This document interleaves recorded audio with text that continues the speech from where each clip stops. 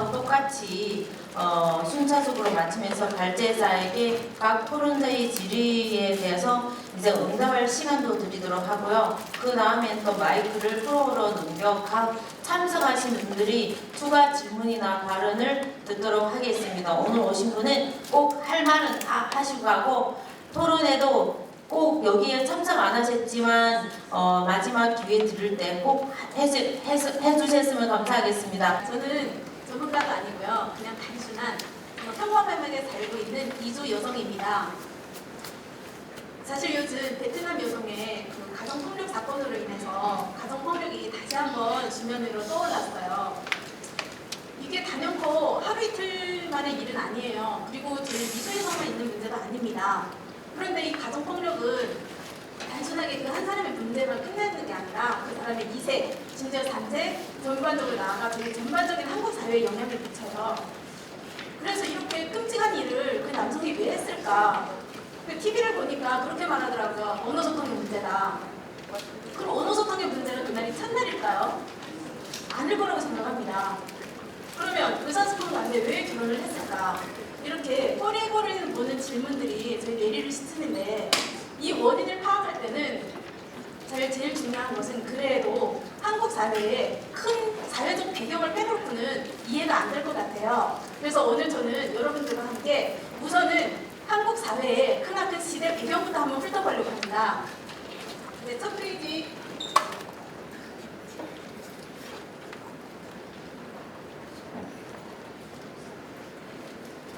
네, 현재 여기 데이터를 보시면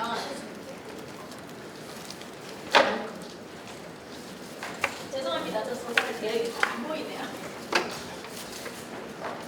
여기 보시면 현재 다문화인 200만 명, 인구의 4%가 됩니다. 이 데이터는 사실 한국 사회가 더 이상 피할 수 없는 다문화 사회라는 것을 적나라하게 보여주고 있습니다. 현재 예일대 그 예미 초아 교수께서 이런 말을 했었습니다. 역사상 위대한 제국들은 이주민을 적극적으로 수용하고 재능을 긍정적으로 활용한 나라다라고 말입니다. 그 예로 미국의 예를 볼 수 있는데요. 현재 미국은 세계를 지배하는 경쟁력을 갖고 있습니다. 이 발전의 배후에는 사실은 적극적 이민 정책에 기인했다고 해도 다 믿을 것입니다. 사실 한국에서도요. 사실 그동안 차별 없는 사회 환경을 구축하기 위해서 또한 다문화인들의 능력 발휘 보장을 위해서 많은 노력을 해왔습니다. 그 예를 들어 다문화 강사, 그리고 이중 언어 강사 등 다양한 노력을 통해서 사실 이주 여성의 인권을 향상시키고 경제적 지위를 향상시키려고 많은 노력을 해왔습니다. 하지만 이주 여성에 대한 편견은 어떻습니까? 아직도 만무합니다. 저희에 대한 인식은 또한 어떻습니까? 정말 낮습니다. 마음이 아픕니다. 다음으로는 현재 한국 사회가 산업사회에서 사적 생활이 패러다임적 전환 징후를 보이면서 많고 많은 문제를 일으켰습니다. 그 중에서 가장 큰 문제는 지금 보이시는 출산율 하락이라고 생각을 합니다. 대한민국의 출산율이 2018년에 1.02명으로 하락을 해서 2019년 3월에는 0.98명으로 하락을 했어요. 사실 세계 최초로 1.02하라는 수치를 내왔습니다. 사실 참 무서운 수치죠. 2070년에 대한민국 인구는 반절로 감소를 할 거라고 합니다. 이러한 데이터 때문에 사실 한국 정부에서도 14년간 140조라는 어마어마한 예산을 쏟아부었습니다. 그런데 그 효과는 어떨까요? 그래서 한국 사회에서도 이제는 우리는 당근의 자손이나 단일 민족의 우월주의 사회에서 벗어나야 한다. 다문화 사회와 더불어 살아가야 한다라는 목소리가 여기저기서 나옵니다. 하지만 저희에 대한 인식은 개선이 되었나요? 저희가 환영을 받나요? 아닙니다. 다음은 저희 같이 한국 자체의 결혼의 사회 배경을 보고자 합니다. 한국의 결혼 사회 배경은 어떨까요? 현재 감정, 사랑, 애정 이런 것들은 이제 사적인 영역이 됐어요. 게다가 자본주의 시장 경제가 확대되고 개인의 욕구와 일상생활이 시장에 빠르게 확대되면서 정말 전에는 흔한 나의 감정이었던 것이 이제는 상업화가 되었습니다. 심지어 요즘은 저희는 가족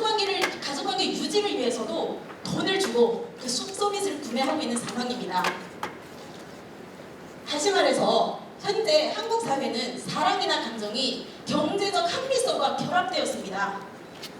이런 결합된 현상에 대해서 사실 많은 사람들이 도덕적으로 저항을 해왔고 또한 강력한 비판들을 제시를 해왔어요. 하지만 상업화된 현상은 점점 가속화되고 있습니다. 다시 말해서 이런 현상으로 인해서 우리 사람들의 감정이나 사랑이 노동력의 형태로 이제 판매가 되는 사회가 되었다는 것입니다. 이렇게 한국의 크나큰 사회 배경을 바탕으로 이제 다시 한번 들어가서 국제결혼을 이야기해보고자 합니다. 국제결혼. 사실 한국의 전통적 결혼과는 무엇입니까? 사랑, 친밀한 관계를 형성해서 사랑을 완성해보고자 하는 것이었습니다. 그런데 지금은 어떻습니까? 최근 3년간 국제결혼 건수를 계속 증가 추세를 보여왔는데요. 2018년도 국제결혼의 비율은 8.8%에 달했습니다. 그리고 10건 중 7건이 한국인 남성과 외국인 여성의 혼인관계였습니다. 이거는 이제 국적별 분포도인데요. 이것보다 더 중요한 것은 사실 저는 국제결혼의 증가율이라고 합니다. 국제결혼의 비율은 2002년 이후 28%라는 굉장히 높은 증가율을 보여왔어요. 이렇게 갑자기 준비가 안 된 상황에서 국제결혼이 증가되다 보니 많은 문제점을 일으켰습니다. 그래서 어떻게 했을까요? 당연히 2014년 2월 이후 사증 발급 심사 강화로 이어졌습니다. 그러면 국제결혼이 줄을까요? 많은 사람들이 이젠 줄겠지, 문제가 없을 거야 했음에도 불구하고 국제결혼은 최근 3년간 계속 1.6%라는 증가율을 보이고 있습니다. 그럼 한국 사회는 현재 3포, 5포, 심지어는 7포 세대라고 해서 결혼을 기피합니다. 안 하려고 해요. 하지만 국제결혼은 계속 늘고 있습니다. 이유가 뭘까요? 그런데 이유가 어쨌든 본인이 선택을 했습니다. 그래도 행복하고자 선택을 했습니다. 그래서 그 안을 좀 더 들여다보고자 합니다. 국제결혼을 선택했을 때 지금 많은 사람들이 이렇게 평가를 하고 있습니다. 이주 여성들은 자국의 그 경제 열악함을 벗어나는 방법과 수단으로 결혼 이주를 선택한다. 그러면 누구든지 행복한 권리가 있는 거 아닙니까? 한국 여성들은 한국에서 그 권리를 찾는 거고 이주 여성들은 다른 나라로 와서 그 권리를 찾고자 하는 것입니다. 잘못됐습니까? 아닙니다. 그런데 이제 또 남성들의 지위를 본다면 한국 남성들은 낮은 경제적 지위로 솔직히 말씀하면 많은 분들은 자국 여성들과의 결혼이 어려워서 많은 사람들이 그것 때문에 국제결혼을 선택했습니다. 그렇게 선택을 했으면 뭔가를 포기해야 되지 않을까요? 근데 그분들은 계속 간구하는 게 있어요. 뭘까요? 아까도 계속 제기가 됐었는데요. 한국 남성들의 전통적인 여성성을 원한다는 것입니다. 이주 여성들은 자신의 삶, 나아가 친정의 삶을 개척하고자, 나도 행복하고자 이 세상으로 왔습니다. 한국으로 왔어요. 하지만 한국 남자들은 아니야, 내가 왕이야. 나는 우리 집의 가장이야. 모든 것은 내 위주로 진행이 돼야 되고 나의 말을 들어야 한다. 이런 가부장적인 권리를 계속 유지하려고 합니다. 이런 갈등의 요인 엄청 많지 않을까요? 왜냐하면 우선 큰 문제는 각자에게 바라는 성 역할에 대한 인식이 다릅니다. 좌절은 발생할 수밖에 없습니다. 많고 많은 사회적 문제를 야기시킬 수밖에 없습니다. 이런 문제점이 존재하는데 그보다 더 큰 문제는 뭘까요? 아까 질의응답 시간에도 잠깐 제기가 됐었는데요. 저는 최근 우리 사회에서 결혼중개업의 허황이라고 생각을 합니다. 결혼정보 업체가 성공을 하면서 사회적 교환이 활발히 이루어졌다는 것입니다. 특히 그 중에서도 하층계급 남성과 동남아시아 여성의 상업적 거래 능력이 강화됐다고들 비판을 하고 있습니다. 현재 이렇게 남성들은 섹슈얼리티, 가족관계, 경제 등 영역에서 절대적인 권력을 유지하려고 하고 여성들은 자신의 꿈을 가지고 와서 이렇게 갈등이 발생을 합니다. 그럼 이 상황에서 문제가 발생하니 한국 사회에서는 저희들은 어떻게 바라볼까요? 국제결혼은 인신매매다. 국제결혼은 매매혼이다. 이런 비판을 늘어놓고 있습니다. 거기다가 더욱 비판을 받는 것은 저희 이주 여성들입니다. 뭐냐? 한국 사회는 이 결혼 이주 여성을 하층 계급으로 여기고 있다는 것입니다. 저희가 하층 계급인가요? 저희가 하층 계급인가요? 아닙니다. 네, 저희는 아닙니다. 하층 계급이 아닙니다. 자신의 꿈과 희망을 위해서 이 자리에 왔습니다. 근데 왜 이런 대우를 받아야 할까요? 궁극적으로 이것은 전통적인 결혼의 개념이 이미 상업화로 변질이 됐다는 것입니다. 그래서 여성에 대한 착취가 일어나고 경제적 측면에서는 무슨 매매가 이루어졌다고 봅니다. 즉 결혼의 본질적 변화가 일어난 것입니다. 사실 이주 여성들은 정말 이국 땅에 와서 언어 소통도 문제가 되고 또 교육의 차이도 존재하고 또 문화 차이도 존재하고 더욱 크나큰 문제는 뭘까요? 친정을 떠나 외로이 살아가고 있다는 것입니다. 이런 문제 때문에 한국에서의 정서적 적응이 그 자체가 어렵습니다. 그런데 게다가 설상가상으로 한국 사회는 이주 여성들에게 인종적 차별을 하고 있습니다. 또 계급적 편견을 가지고 있다고 생각을 합니다. 그러니 이주 여성들은 사회적으로 어려움이 가중될 수밖에 없습니다. 그래서 현재 많은 사람들이 매매혼이다, 상업화가 되었다. 정녕 그럴지라도 한국의 큰 사회 배경 속에서 국제결혼이 이루어져 왔습니다. 그러면 이제는 사랑과 결혼에 대한 새로운 시각에 대한 반성을 해봐야 하지 않을까요? 그래서 저는 정말 호소하고 싶습니다. 상호평등, 형평성을 전제로 우리 서로 존중하고 인정하는 순수한 관계에서 시작해봅시다. 이게 이루어지지 않는데 뭐가 이루어질 수 있겠습니까? 기본의 존중 부탁드립니다. 그리고 현재 국제결혼은 이미 새로운 사회적 기제가 되었습니다. 감정이나 친밀성을 강조하는 제도적 개선이 절실히 필요합니다. 그래서 사랑과 결혼, 개인과 욕망 이런 것들이 경제적으로 협상이 되고 또 결합이 되었습니다. 그래서 저는 호소합니다. 사회에서 사랑과 친밀성이 자본주의와 결합이 된 거에 대해서 저희 진정성 있게 논의를 해봅시다. 그리고 한국 사회의 맥락에서 결혼이 상업적으로 이루어지고 있습니다. 이런 현상에 대해서 또 진정하게 논의를 해봅시다. 그리고 정령 상업화가 되었다고 하더라도 이제는 그 무엇이 필요한 교환이고 어떤 것은 불필요한 교환이고 어떤 것은 악영향을 미치지만 우리 사회에 정말 필요한 교환인지를 곰곰이 생각해서 국제결혼에 대한 도덕적, 정치적 경계나 기준에 대한 논의가 이루어지길 바랍니다. 여기 데이터를 보시면 앞에 치는 많은 분들이 말씀하셔서 제가 넘어가고 현재 다문화 가정 구성원은 90만 명입니다. 그 중에 15만 7,418명이 결혼 이민자 등록을 하셨습니다. 그런데 그보다 더 중요한 것은 그 밑에 데이터인데요. 다문화 가정 자녀가 이미 20만 명이 달했습니다. 그 중에 12만 명은 이미 초중고에서 재학을 하고 있습니다.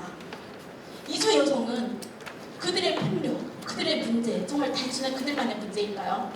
아닙니다. 그 문제는 이미 그들의 자녀, 그들의 친구, 더 나아가 주변 친인척, 더 나아가 한국 사회에 크나큰 영향을 미칠 것입니다.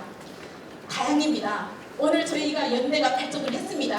이것이 시작이 되어서 저희는 크나큰 물결을 일으켜서 전반적인 사회에서 앞장서서 이주 여성의 인권을 개정하고자 노력을 할 것입니다. 여러분 같이 하실 거죠? 네. 감사합니다. 열띤 어떤 발제를 해주셔서 눈물 나려고 해요, 저는.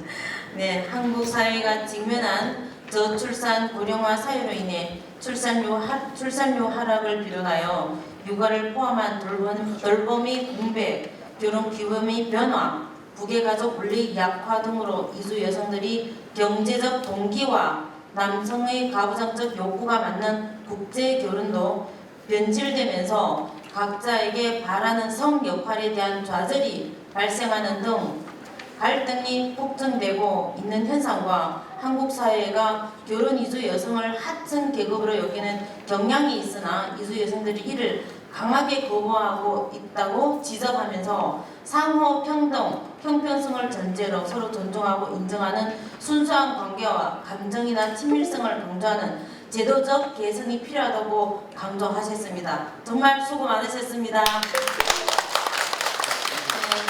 그러면 이제부터 본격적으로 토론자들이 토론을 듣도록 하겠습니다. 오늘 제가 처음으로 참석하는 거라 많이 긴장되고 떨리네요. 금방 전까지도 떨리지 않았는데 지금 마이크 앞에 이렇게 있으니까 많이 떨리는데요. 양해를 구합니다. 저는 오늘 가정폭력에 대해서 우선 설명을 하고자 합니다. 우리가 일반적으로 알고 있는 가정폭력은요, 우리나라 가정폭력 범죄 처벌 특례법 제2조 2항에는 이렇게 정의를 해놓았습니다. 가정 구성원 사이의 신체적, 정신적 또는 재산상의 피해를 수반하는 행위이다라고 정의를 해놨습니다. 폭력은 어떤 사람이 자기 욕구나 의사를 상대에게 강요하기 위해서 억압하고 구성하는 행위입니다. 여기에는 신체에 가하는 물리적인 폭력은 물론이고 언어적 폭력, 심리적 폭력, 정서적 폭력과 성적 폭력 등 다양한 양상으로 나타나고 있습니다. 가정 폭력은 우리가 가족 간의 폭력, 그리고 우리가 더욱 심각하게 생각해 봐야 하는 문제는 바로 사회적인 범죄라는 것입니다. 가족 구성원은 바로 우리 주변의 배우자, 그리고 전 배우자, 사실혼 관계에 있는 자, 그리고 있었던 자, 자기 또는 배우자의 직계 전 비속에 있거나 또 있었던 자, 여기에는 사실상 양친자 관계를 포함합니다. 계부모와 자의 관계, 전모와 서자의 관계에 있거나 있었던 자, 동거하는 친족 관계에 있는 자, 이런 분들이 가족 구성원 사이에서 일어나는 폭력이 바로 우리 사회에서 발생하는 모든 것의 근간이 되므로 범죄의 행위로 강력하게 처벌을 해야 합니다. 가정 폭력이 발생 원인은 앞에서도 여러 발제자들이 많이 말씀을 하셨는데요. 저는 여기에서 더 강조하고 싶은 것은 가정 폭력은 우리의 힘이 균형이 깨진 상태에서 상대방을 통제하고 지배하려는 상황에서 발생한다고 봅니다. 부부싸움은 가정 폭력과 같나요? 여러분은 같다고 생각하십니까? 절대 아닙니다. 부부싸움은 우리가 결혼 생활 동안 발생하는 말다툼이나 의견 충돌 등의 갈등 상황입니다. 하지만 가정폭력을 우리 부부싸움으로 보는 것은 우리 사회의 보편적인 현상입니다. 가정폭력을 철저하게 사적인 영역으로 보려고 한국 사회의 특성을 반영한 것입니다. 가정폭력, 그 부부라는 이름으로 개인의 삶을 송두리째 빼앗아가는 가정 구성원 사이의 안전성과 생명권을 위협하는 중대한 범죄에 해당합니다. 우리가 가정폭력의 본질을 봤을 때는 특권, 정서적 학대, 그리고 강압, 협박, 고립, 사건 축소, 부정, 비난, 위협, 경제적 학대, 그리고 자녀를 이용해서 이런 본질적인 문제가 발생을 합니다. 또한 우리 통지를 보면 친밀한 관계에서의 폭력이 발생합니다. 그리고 젠더화된 폭력이 발생합니다. 그리고 결정권, 자율성을 빼앗습니다. 우리 여성들의 이런 자율권을 빼앗음으로써 가정폭력이 시작이 되는 겁니다. 가정폭력의 특성을 바라보면 은폐적이고 지속적이고 반복적이며 배우자, 자녀, 부모 폭력 등 중복됩니다. 그리고 세대 간 사이에 전이가 됩니다. 여기에서 은폐적은 사소한 일이라고 우리가 생각을 하기 때문입니다. 그리고 또 사생활로 치부가 되기 때문입니다. 그리고 가정폭력은 지속적이고 반복적이게 일회성에서 끝나지 않고 반복됩니다. 배우자, 자녀, 부모 폭력 등 중복되는 형태는 여러 폭력이 중첩적으로 나타나는데요. 여기서는 정서적인 방임이 경제적인 폭력과 중첩되며 배우자 폭력은 또한 아동 학대와 중첩이 되고 원어적 폭력은 신체적 폭력과 또 같이 나타나기도 합니다.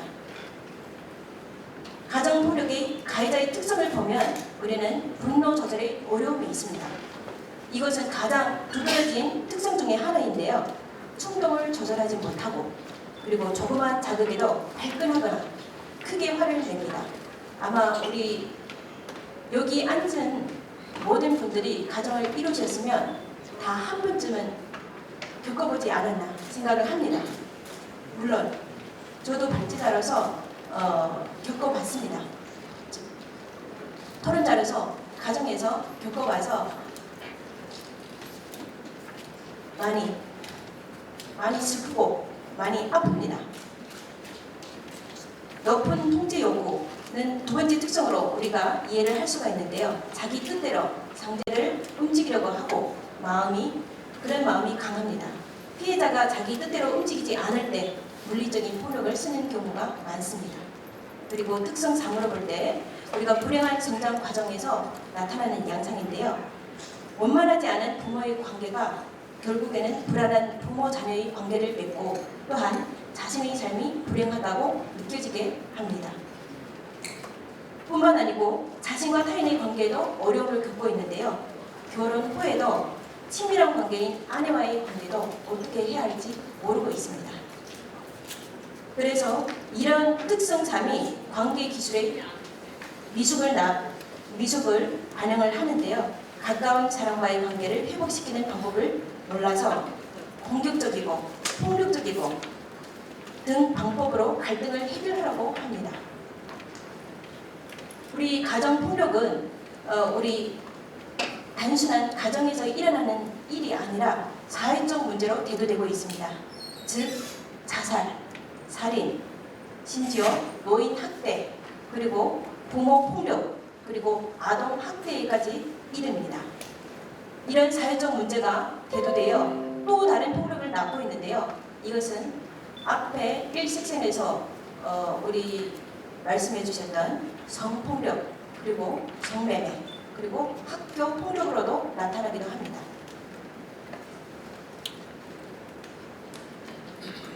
한국의 가정폭력 예방사업이 1997년 12월에 제정이 되었는데요. 가정폭력 관련 법률 제정이 되었습니다.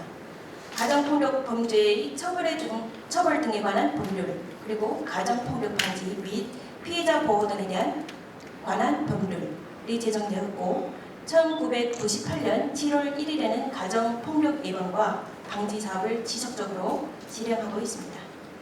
권력적, 가부장적 속성과 재범, 위험성 등의 성향을 가진 가정폭력 사건이 지속적으로 발생하고 있는 데 따른 가족이라는 특수성, 그리고 국가 형벌의 집행, 피해자의 인권 보호 등을 어떻게 담보할 것인가의 문제를 다루고 있습니다. 우리나라는 500년 조선시대의 유교 사상의 영향으로 무조건 여성이 남성에게 복종하는 가부장적 굴레에서 아직도 벗어나지 못한 채 오로 장벽에 있는 결혼 이주 여성들에게 모든 원인을 전가하고 있습니다. 가정폭력 사건 처리 절차와 예방을 살펴보면요. 우리나라 지금 가정폭력 신고 후 처리 과정을 우선 살펴보겠습니다. 사건이 발생하면 우선 피해자들은 112에 신고를 합니다. 그러면 경찰이 출동을 해요. 경찰이 출동을 하고 나서 가해자 그리고 피해자를 분리를 합니다. 그리고 상황 진술을 듣고 초기 상담, 피해자의 욕구 파악에 따라서 시설에 입소하거나 치료 등을 합니다.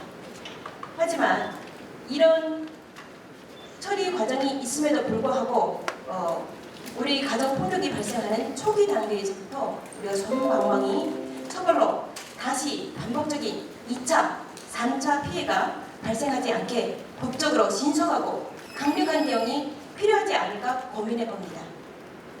그래서 가정폭력 신고 강화 방안에는 초기 대응 및 처벌을 강화해야 하고 피해자 및 가족 보호 확대를 해야 하며 항상 우리는 피해자의 관점에서 가정폭력 대처를 해야 합니다.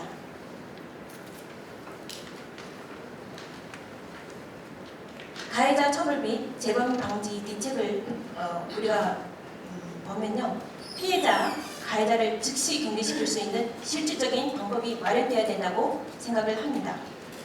현장에 출동한 경찰이 바로 가해자를 현행범으로 체포할 수 있도록 하는 방안을 마련해야 합니다. 가해자가 접근 금지 처분을 위반하더라도 과태료 처분에 그치던 것을 징역 또는 벌금형으로 처벌 수위를 높여야 하지 않을까 생각을 합니다. 우리 결혼 이주 여성을 위한 가정폭력 예방의 중요성과 우리의 역할을 한번 살펴보겠습니다. 우리는 항상 나로부터 변화를 해야 합니다. 가정폭력의 본질적인 파악을 하고 피해자에 대한 공감과 이해를 해야 하며 법적 체계 및 지원 시스템을 통하여 신고 처리 과정을 이해하고 그리고 가정폭력 예방 이수 교육을 진행하여 네트워크를 형성하고 폭력 피해에 대한 적극적인 개입이 필요합니다. 하여 우리가 정보 파악을 하고 안내를 하며 건강한 가족 문화를 형성해야 합니다. 그 어떤 경우에도 폭력은 근절되어야 하며 우리 사회의 절실한 수요입니다. 이주 여성도 나의 형제이고 나의 자매라고 생각을 해보면 가정폭력은 절대 일어나지 말아야 합니다. 맞죠, 여러분?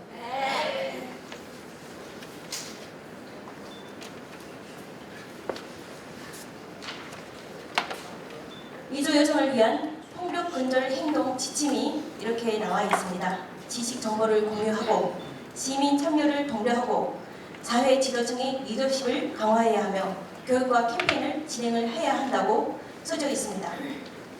이런 지침은 우리가 평소에 보면서도 다 지나쳤던 부분입니다.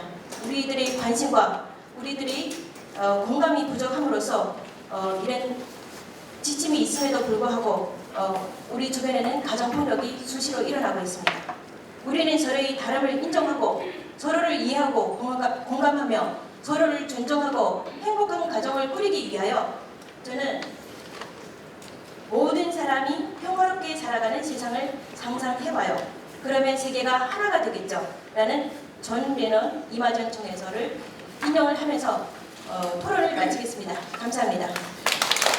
박명장 충북광고지원센터 과장님께서는 토론에서 은폐적, 지속 및 반복적, 그리고 배우자와 자녀, 무고폭력 등의 폭력의 중복성, 세대 간 전이 등의 악질적인 가정폭력의 문제를 지적하면서 가정폭력이 발생하는 초기 단계부터 손방망이 처벌로 다시 반복적인 2차 피해가 발생하지 않게 법적으로 신속하고 강력한 대응이 필요성을 강조하면서 초기에 피해자와 가해자를 즉시 격리시키고 현장에 출동한 경찰이 바로 가해자를 현행범으로 체포하고 가해자가 접근금지 처분 등 위반에 대하여 종전의 과태료 처분을 넘어 징역 또는 벌금형으로 처벌 수위를 높여야 한다고 대안을 밝혀주셨습니다. 매우 좋은 제안 맞으십니까? 네, 좋은 제안에 감사를 드리면서 다음은 재단법인 한국이민재단 이민정책연구원 강사이고 전 법무부 국장이신 조정환 선생님께서 토론을 주시면 감사하겠습니다. 앞에 제1세션도 이제 많이 세션에서도 과제와 발표문을 많이 들으셨는데 아마 제가 발표하는 것도 시간이 많이 없어서 제가 평소에 현장에서 경험하고 있는 부분을 위주로 해서 간단히 만들어 보았습니다. 앞에 내용하고 별반 차이가 없다고 생각합니다. 이주여성 가정폭력의 원인으로서는 이제 일반적으로 말씀을 많이 하셨는데 전통적으로 이제 가부장적 제도에 의해서 나타나고 있다고 이제 일반적으로 이야기하는 분도 있고 또 두 번째는 이제 우리 한국 내에서 여러 가지 연구조사 사례 등을 통해서 이것은 이제 어떤 단순한 요인이 아니라 출신 국적과 연령 등 이주 여성이 가지고 있는 개인적 요인과 한국에 이주를 해서 경험하게 된 상황적 구조적 영향을 받아서 복합적으로 발생하고 있다. 이렇게 주장하시는 분도 계십니다. 그리고 이제 또 세 번째로는 우리 이제 각종 체류 허가 심사 과정에서 신청 과정에서 한국인 배우자의 영향이 막강해서 배우자의 조력 없이는 영준한 교화를 할 수 없기 때문에 이러한 통제가 가정폭력의 문제로 이어진다고 보는 시각도 많이 존재하고 있는 것 같습니다. 앞에서도 집중적으로 이 말씀을 많이 하시는 것 같았습니다. 그리고 이제 우리 박옥선 이사장님께서 한 석 장 정도로만 간단히 하라고 해서 간단하게 이렇게 했는데 이거 외에도 뭐 결혼 속성 국제 결혼으로 인해서 발생하는 피해도 상당하다고 생각됩니다. 그래서 이 세 가지가 일반적으로 지금 우리 가정폭력의 원인으로 이렇게 발생하고 있는 것 같습니다.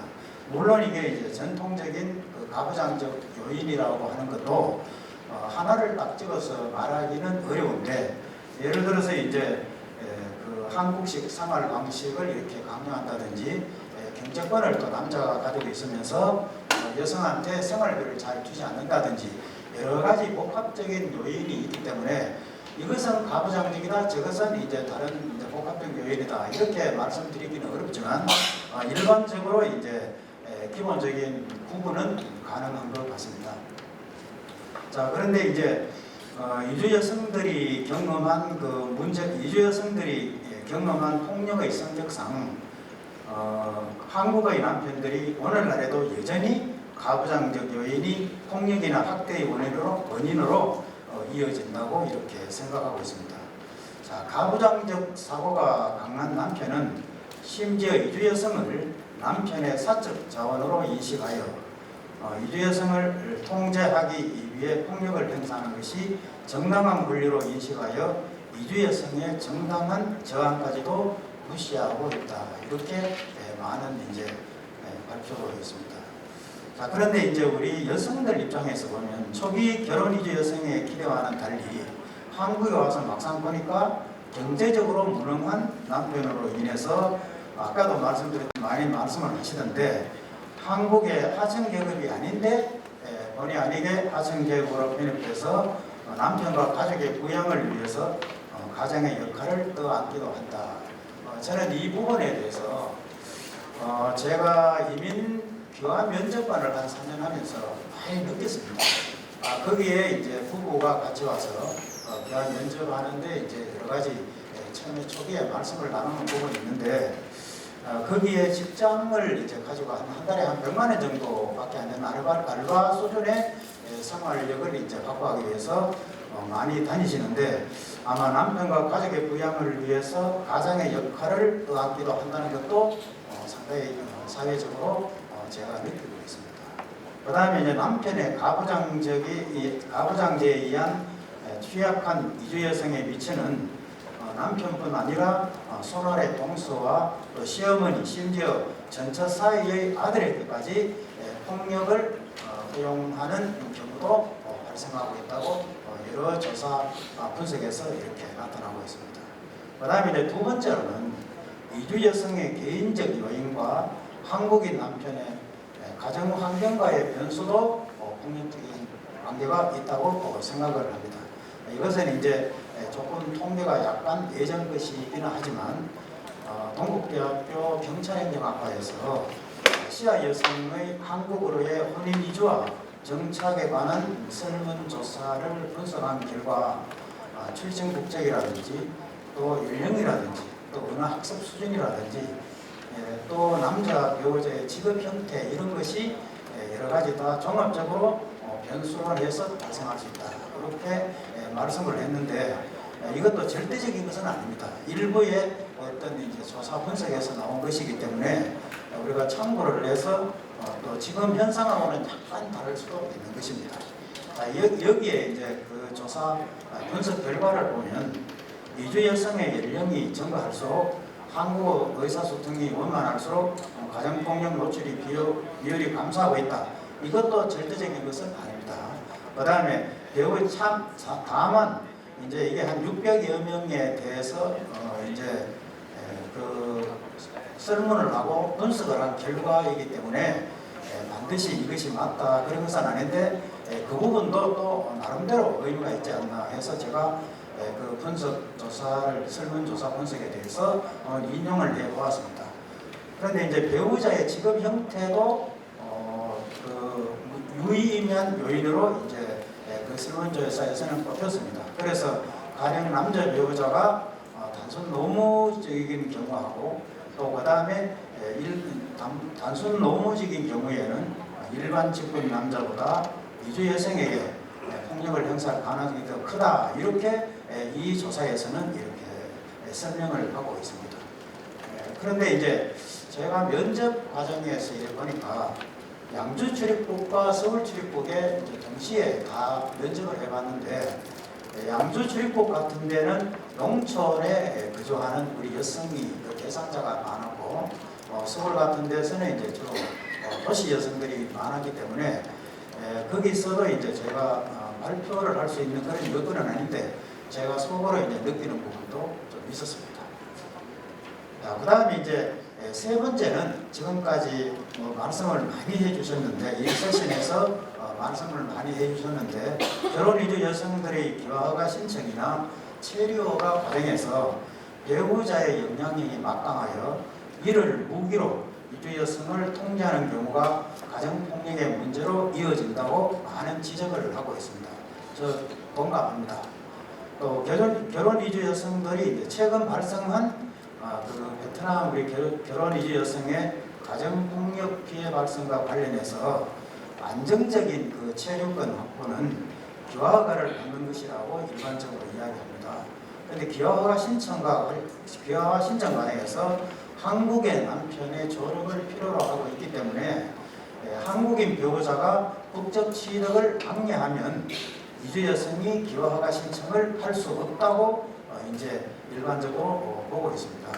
그래서 아까 말씀하신 것이 이제 아까 여러분이 이제 말씀을 하셨는데 미국에서 이제 학대나 폭력이 있는 경우에 그 자기 청구권이라는 그 보장권을 확보해서 배우자의 조력 없이도 출입국에 영주권 신청을 할 수 있도록 하고 있는 그 제도도 제가 찾아보니까 많이 나왔습니다. 그 다음에 이제 또 이와 더불어 혼인단절 이주 여성의 경우 주로 이제 혼인단절 이주 여성은 우리가 F6-1이라고 하는 체류 자격과 F6-2라고 하는 국민의 미성년 혼인은 단절이 됐지만 국민의 미성년 자녀를 양육하는 경우입니다.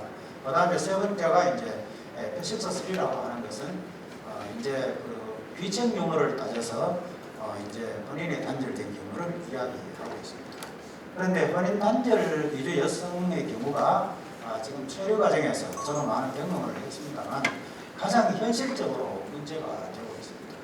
왜냐하면 아까도 말씀드렸지만 그 남편의 귀책 사유를 입증하기란 결코 쉽지 않는 관계로 폭력이라든지 학대라든지 또 인종차별이라든지 성차별 또 성폭력으로부터 인권과 생존권을 보장받을 수 있어야 되는데 이런 것이 좀 비비하다. 그래서 이제 제가 이제 정당에서도 정치권에서도 많은 관심을 가지면서 내가 그 내용을 이제 읽어봤는데 우리 더불어민주당의 이제 그 최고위원회에서 우리 남인숙 아까 오셨던 우리 남인숙 최고위원님께서 모두 발언해서 이런 말씀을 하셨고 또 그다음에 이제 그 우리 홍익표 의원님께서 이제 근본적 엄정한 수사 이번 사건하고 관련해서 엄정한 수사를 해서 근본적인 대책을 이제 촉구하는 그런 일이 있었습니다. 그래서 아마 본부 출입국에서도 이제 그 미국 제도를 그대로 다 도입한다는 것은 제가 장담할 수가 없지만 아마 이번 사건하고 관련해서 여러 가지 좀 완화된 그런 제도로 생각하지 않을까 이런 생각이 듭니다만 이렇게 좀 복합적으로 이제 연구를 좀 해서 좋은 그런 개선이 이루어졌으면 좋겠습니다. 자, 그런데 이제 사실 현실적으로 보면 우리 결혼이기 여성이 가정폭력을 당해도 신고를 꺼리는 가장 큰 이유가 조금 전에 말씀드렸던 국적취득이 실질적으로 배우자에게 종속되어 있기 때문이라고 주장하고 있습니다. 이것은 이제 한국이주여성센터에도 이제 그런 의견을 이제 표현하셨고, 또 우리 여성가족부에서도 여전히 비슷한 내용으로 말씀을 하셨습니다. 자, 그러면 이러한 폭력 원인은 이미 수없이 많이 이렇게 발표가 되었는데, 이주여성 가정폭력 예방을 위한 대응 연대를 어떻게 할 것인지에 대해서 말씀을 드리면, 이것도 이제 제가 현장 경험을 통해서 현재 있는 내용을 생각을 해서 이제 만든 것이고, 많은 시간이 없었기 때문에 제가 많은 다른 내용들을 참고하기 어려웠습니다. 그런데 이 내용을 이제 제가 대응 연대 모색은 가장 중요하다고 이제 생각을 합니다. 그런데 이제 최근에 우리 여성가족부에서 이번 사건하고 관련해서 고생을 많이 하신 것 같아요. 보니까 폭력피해 이주여성을 위한 긴급지원팀 구성 및 실태 파악 추진 대책에서 여러 가지 이제 대책을 마련해서 추진 중에 있는데, 다른 것은 이제 다 이제 열심히 노력을 많이 하시던데, 지금 제가 이제 생각을 하고 있는 부분은 현재 그 여성가족부의 시설이나 인력으로서는 사실 가정폭력을 예방하는 데서는 한계가 있다. 그래서 이제 여성가족부에서는 우리가 기존의 다른 관계기관, 민간시설을 포함한 공적 민간시설을 다 포함해서 인력을 최대한 활용해서 대응연대 방안을 모색하는 것이 중요하다고 생각을 합니다. 그래서 우선에 저는 이제 현장에서 이렇게 느낀 것인데, 이제 우리 조기적응 프로그램이라고 하는 것이 있는데, 결혼 이주 여성이 초기에 입국을 하게 되면 이제 외국인 등록을 하기 전에 2시간 반을 이제 결혼이민자 법제도와 그 다음에 부부 상호 이해에 대해서 우리 다문화 사회 전문가가 이렇게 영역을 나누어서 2시간 반 동안 이렇게 이제 설명을 하는데, 제가 가만히 보니까 이제 그 통역을, 예를 들어서 이제 우리가 5개 국가 결혼 이민 여성이 이제 그 교육에 참여하면 5개 국가 이제 통역하는 분들이 먼저 한국에 입국해서 한국 사정을 잘 아는 분들이 멘토 역할을 합니다. 그런데 그 멘토가 제가 볼 때는 멘토가 가장 중요하다고 생각합니다. 제 경험상으로는 그 초기에 오는 여성들이 남편하고 같이 가서 교육을 받기 때문에 그 강사가 조심이 많이 되는 것입니다. 예를 들어서 그 여성만 있으면 여러 가지를 다 이야기할 수 있는데, 초기에 남편하고 같이 참석을 해서 그 설명을 듣는 거기 때문에 양쪽의 강사들이, 결혼이민자 법제도도 그렇고, 또 그 다음에 부부 상호 이해, 주로 우리 여성분들이, 다문화 사회 여성분들이 이제 강의를 하는데 상당히 조심스러운 부분들이 있어요. 그래서 이제 그 멘토가 일회성에 그치는 것이 아니라, 저는 항상 그것을 멘토한테, 결혼이 처음 온 한국 여성한테 항상 같이 연결을 해서 일회성에 그치는 것이 아니라 지속적으로 연결을 해서 우리가 사전에 집에서 이루어지는 것을, 예를 들어서 폭력의 어떤 징조라든지 이런 부분이 있으면 그 멘토하고 연결을 해서 대처를 하는 것이 가장 가까이 있는 이제 우리가 방법이다. 이렇게 생각을 많이 해왔고요. 다음에 이제 우리가 기존에 운영 중인 각 지역의 기존에 운영 중인 각종 공사적 이주여성 관련 단체 외에 또 그다음 정부에서 이제 위탁을 해서 이번에 지정된 체류지원센터하고도 긴밀히 연결을 할 경우에 아마 이 시너지 효과가 더 크지 않을 것인가, 이런 생각을 해봅니다. 그리고 이제 필요시에는 우리가 인재풀 영역을 활용을 위해서 결혼이민자 네트워크라든지 이런 것을 이제 활용하는 방법도 참 좋다. 그래서 이제 하나 말씀을 드리면, 옆에 있는 우리 메리 조이 씨는 저하고 한 10년 넘게 이렇게 아는 사이입니다. 제가 본부에 출입국 외국인 정책본부에 이민정보과장을 하고 있을 때 우리 메리 조이 씨를 처음 알았어요. 그래서 그 당시에 우리 본부 과장들은 이 결혼이민자 과정에 한 과에서 대표로 한 사람씩 맡아서 출입국에서 추천해주는 가정에 방문을 해서 격려를 해주고 수시로 만날 수 있는 제도를 만들었어요. 그래서 제가 가장으로서 제일 처음에 이제 결혼이민 여성으로서 이제 방문한 것이 바로 우리 메리 조이스입니다. 그래서 저는 항상 이렇게 가끔 볼 때마다 예전에 제가 초면에 했던 그런 생각을 하면서 늘 친근감을 가지고 있고, 또 이렇게 열심히 세월이 이제 10년 이상 흘렀는데도 열심히 일에 살고 있는 모습을 보면 정말 대견스럽기도 하고 훌륭한 모습을 보고 있습니다. 그래서 지금 현재 우리 결혼이민자 네트워크가 사실 제가 서울 출입국에 이제 국장으로 있을 때 지금 현재 결혼이민자가 등록된 회원이 한 2,300여 명 되는데 각 국가에서 이제 다 이제 결혼이민자가 이렇게 이제 복합적으로 운영이 되는데 아마 이 네트워크는 참 좋은 것 같아요.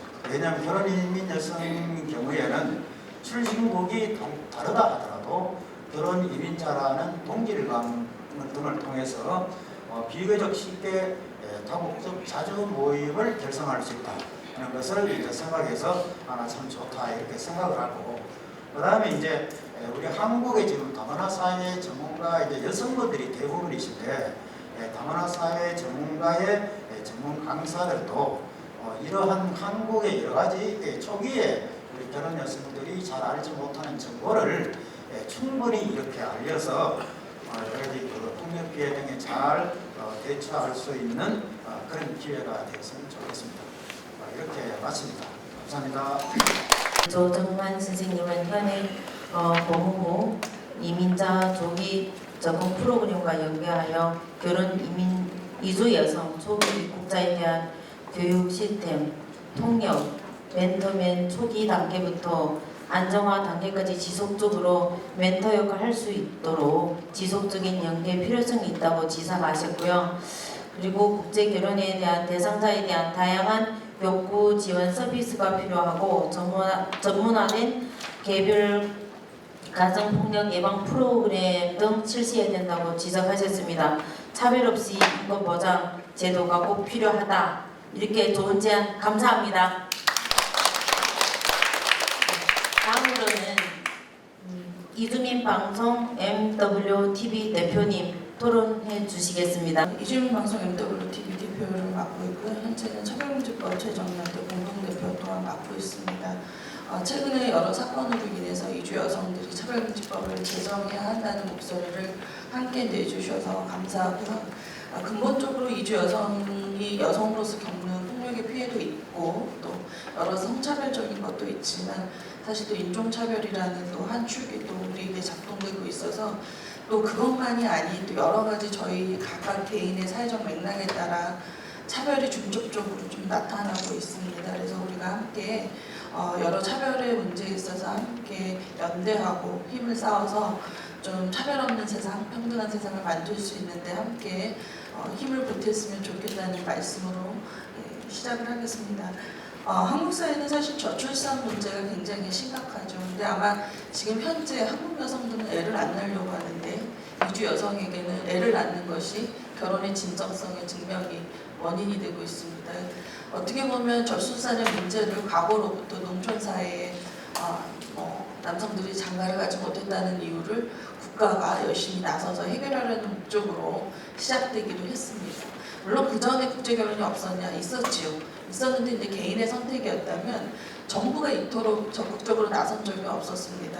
사실 그 후로 이제 그 고령화 사회로 가고 있는 한국 사회에서 어떻게 보면 이주 여성이 한국에 온다는 것은 저출산의 문제만 해결하는 것이 아니라 결국은 젊은 노동력을 충원하고자 하는 목적이 분명히 국가에게 있었다. 그러니까 국가가 지금까지 여성을 대함에 있어서 이주 여성만의 문제가 아니고요. 한국 여성에 대해서도 끊임없이 통제하고 관리해왔습니다. 애를 많이 낳을 때는 야만인이라고 부르면서 5보다는 셋을 낳아라, 셋보다는 둘을 낳아라, 그러다 하나를 낳아라, 없어도 좋다. 이런 식의 사회적 분위기 실컷 만들어놨다가 막상 그 일이 닥치고 보니 젊은 인력들이 없는 거죠. 그러니까 이제 와서 또 이주 여성을 통해서 그걸 채우려고 하니 어쨌든 국가가 계속 인구 정책에서 실패해온 것을 전 세계에 있는 여성들에게 전가한 것이나 마찬가지라고 저는 생각을 합니다. 그다음에 이제 우리가 이 문제에 있어서 국가가 그렇게 주도해오면서 가장 주목해야 될 것은 지금까지 얘기한 모든 것들입니다. 그래서 출국 관리법상의 체류 자격의 문제라든지 다문화가족지원법의 한계라든지 또 지금 현재 그 결혼중개업에 대한 문제라든지 그래서 법과제도의 문제에서 가장 먼저 주목을 해야 될 것이고요. 두 번째로 제가 아무래도 이제 FWTV에 있다 보니까 최근에 작년에 이어서 올해도 미디어 모니터링을 좀 적극적으로 하고 있는데요. 미디어가 너무나 문제가 많습니다. 과거에 러비나시 할 때 정도에는 그냥 프로 하나 정도 비판하면 됐는데요. 지금은 TV 채널 같은 거 온갖 데서 다 이주민들이 나오는데 백인이 나오느냐 이주민이 나오느냐에 따라서 프로그램에 대한 차별이 너무나 극심합니다. 그래서 지금 프로그램을 거의 한 6개 이상을 지금 검토하고 있고요. 그 다음에 중요하게 부분이 유튜브입니다. 지금 1인 미디어 시대가 되다 보니까 조회수 올라가고 구독자 많고 이러면 유튜브에서 이제 광고같이 붙여주면서 유튜브 1인 미디어 시대를 거의 독려하다시피 하고 있는데 가장 큰 문제가 한국 남성들입니다. 뒤에 말씀드리겠지만 한국 남성들의 이러한 태도 그것들이 SNS를 타고 또 유포되는 문제. 근데 이것이 또 이주 여성만 겪고 있는 문제인가? 한국 남성들이 여성들을 성적 대상화하고 성차별하고 여성들의 외모를 품평하면서 순위를 매기는 행위는 너무나 오랫동안 지속되어 온 것이죠. 그래서 그런 것들이 복합적으로 지금 이주 여성의 문제 또 그 남성들이 갖고 있는 가부장성 외에 이런 성차별적인 인식이 플러스 미디어가 확산되고 있는 이 시대에 이주 여성의 문제가 중첩되어서 겹쳐서 지금 나타나고 있다라고 저는 보고 있습니다. 아무래도 이제 출입국관리법상의 체류자격 이미 말씀을 너무 많이 하셨고요. 이제 제대로 지적되지 않은 것 중에 하나 결혼중개업입니다. 그래서 결혼중개업은 어떻게 보면은 중매 업체들이 덜 활성화됐던 이주 여성들이 많이 오기 전에는 허가제였습니다. 이거 신고제로 바꾼 거죠. 왜 허가제에서 신고제로 바뀌었겠습니까? 허가제에서 신고제로 바뀐다는 건 자격이 쉬워진다는 얘기고요. 누구나 신고만 하면 다 할 수 있기 때문에 마음만 먹으면 누구나 차릴 수 있는 여기 앉아 계신 분들도 신고만 하면 다 차릴 수 있는 거예요. 그런데 그런 문제들이 뭘 양산하냐? 자격 없는 사람들을 양산하는 거죠. 그래서 결혼 중개업의 목적이 결혼을 성원시키고자 하는 그 비율을 증가시키기 위해서 국가가 그것을 신고제로 바꾸고 나니까 거짓말하는 결혼 중개업체, 사기꾼들 다 등장하는 거죠. 그 모든 피해의 당사자는 이주 여성이 되는 거죠. 한국 남성들 제가 알고 있는 사례는 그렇습니다. 슈퍼도 아니고 구멍가게 하는데 막 선보러 가가지고 막 큰 마트 하고 있다고 와서 보면 구멍가게인 거지. 농장하고 있다고 해서 와보면 이제 임대 너무 밀려가지고 맨만지게 하면서 막 자기 농장한다고 똥똥을 와보면 아무것도 없는 거예요. 저도 그런 숱한 사례를 많이 봤습니다. 결국은 이주 여성이 먹여 살려야 돼. 근데 또 연세도 많으시잖아요. 빨리 돌아가시죠. 힘이 없어요. 일을 못해. 그럼 누가 책임져? 결국 새끼부양자가 거꾸로 이주 여성들이 되는 경우가 되죠. 그러니까 이게 빈곤에서 헤어나지 못하는 경우에는 남편이 고령이거나 직업도 변변치 않은데 결국 이주 여성이 먹여 살려야 하는 상황에서 한국 사회가 또 고질적으로 갖고 있는 성차별을 이제 임금에서 차별, 아이들 돌봐야 되니까 야근 못하죠. 방법이 없는 거예요. 그렇다고 해서 그럼 모든 여성이 빈곤하게 처해 있는데 또 우리가 이렇게 결혼이 안타깝게도 복불복이어서 누구는 또 차 사주고 가게 내줄 수 있는 남편을 만날 수 있지만 누구는 또 그렇지 못한 거죠. 그렇다고 해서 내가 잘 살고 있으니 가난한 여성 나무라 너의 문제 이렇게 할 수는 없는 거예요. 구조적인 문제에 있어서 우리가 함께 목소리를 분명히 내야 될 것 같습니다. 체류 자격의 문제는 이미 많이들 지적하셨기 때문에 저는 다문화가족지원법이 당연히 이주 여성과 한국 남성 또는 한국 여성과 이주 남성이 결혼한 가정에만 한정되는 것을 좀 더 확대할 필요가 있다는 생각을 여러분께 전달드리면서 동시에 미디어에서의 대중의 인식을 바꾸지 않고는 지금 이주 여성을 바라보는 시선을 고쳐낼 수가 없다라는 생각이 듭니다. 다문화 호칭 반대에 대해 더불어민주당이 오랫동안 노력한 거 캠페인 하시고 또 국가인권 진정까지 한 걸 굉장히 좋게 평가하는데 이거에 대해서 서로 찬반 의견이 분분하십니다. 그래서 그건 뭐라고 불러야 돼? 그러는데요. 우리 다 이름 있잖아요. 우리 아이들 다 이름 있어요. 교실에서 다문화 이렇게 안 불러도 되는 거죠. 김 누구야, 정 누구야 이렇게 부르면 되는 거거든요. 왜 교사가 뭉뚱그려 부릅니까?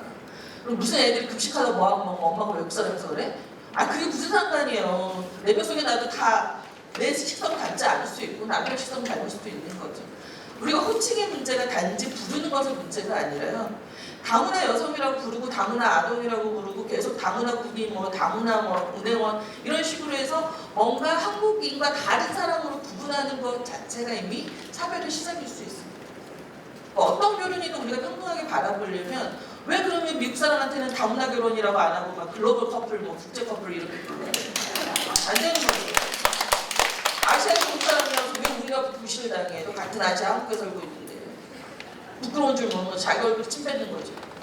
그러니까 그런 식의 우리의 차별인식을 버려야만 그래서 호칭을 반대하는 일이 단지 부르지 않는 것의 문제가 아니라 우리 개개인의 다름을 드러내면서 그러나 다름이 차이가 될지언정 차별이 되지 않도록 하는 것이죠.